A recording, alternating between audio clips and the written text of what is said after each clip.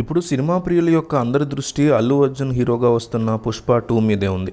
పుష్ప సినిమాకి సీక్వెల్గా వస్తున్న pan Indian cinema మీద అంచనాలు భారీగా ఉండడంతో అందుకు తగ్గట్టుగానే తెరకెక్కిస్తున్న మేకర్స్ ఈ సినిమాని జాగ్రత్తగా రిలీజ్ ప్లాన్ చేస్తున్నారు.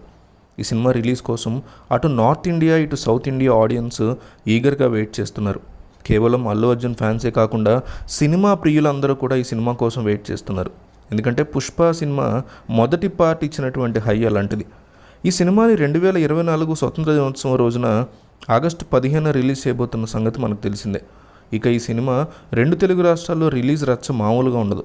అదే సమయంలో మరొక చోట కూడా ఈ సినిమాకి అద్దిరిపోయే ఓపెనింగ్స్ వస్తాయనే అంచనాలు ఉన్నాయి. ఆ ప్రదేశం ఇంకేదో కాదు, ఆ రాష్ట్రం కేరళ. కేరళలో ఈ సినిమా డిస్ట్రిబ్యూషన్ రైట్స్ని E4 ఎంటర్టైన్మెంట్స్ వారు భారీ మొత్తం ఇచ్చి సొంతం చేసుకున్నారు. కేరళలో చాలా ఫేమస్ డిస్ట్రిబ్యూషన్ కంపెనీ ఇది.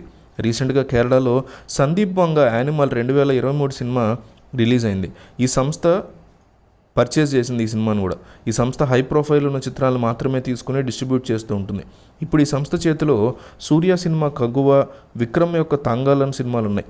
అలాగే పుష్ప 2 కూడా రిలీజ్ ప్లాన్ చేస్తున్నారు. అల్లు అర్జున్కి తెలుగులో ఎంత క్రేజ్ ఉందో మలయాళంలో కూడా అంతే ఉంటుంది. అల్లు అర్జున్ నటించిన ప్రతి సినిమాని మాలీవుడ్లో రిలీజ్ చేసి మంచి వసూలు సాధించుకున్నాయి. గత ఏడాది వచ్చిన పుష్పతో బన్నీ పాన్ ఇండియా హీరోగా గుర్తింపు తెచ్చుకున్నాడు. ఎలాంటి అంచనాలు లేకుండా రిలీజ్ అయినటువంటి ఈ సినిమా అన్ని భాషల్లో కూడా బ్లాక్ బస్టర్ విజయాన్ని సాధించింది.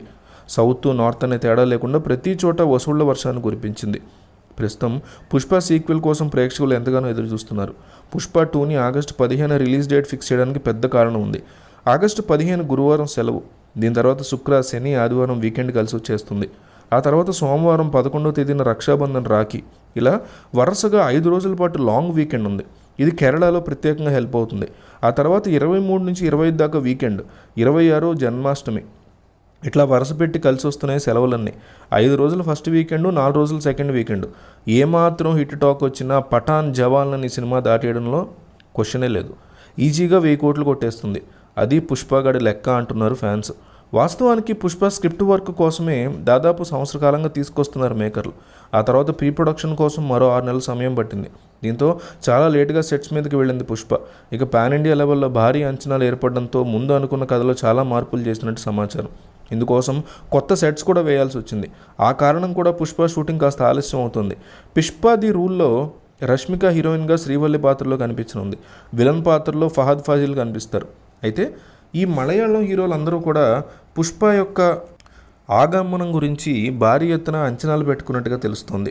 పార్ట్ 1కి వచ్చినటువంటి రేంజ్లో పార్ట్ 2 కూడా భారీ ఓపెనింగ్స్ వస్తాయని, ఎందుకంటే పార్ట్ 2 గురించి అందరూ ఎదురు చూస్తున్నారు కాబట్టి ఖచ్చితంగా ఈ సినిమా మలయాళంలో భారీ హిట్ చేజిక్కించుకుంటుందని, కాబట్టి ఆ ఫస్ట్ వీకెండ్, సెకండ్ వీకెండ్ పెద్ద హీరోల సినిమాలు ఎవరివి రిలీజ్ కాకుండా మలయాళంలో ప్లాన్ చేసుకుంటున్నారు.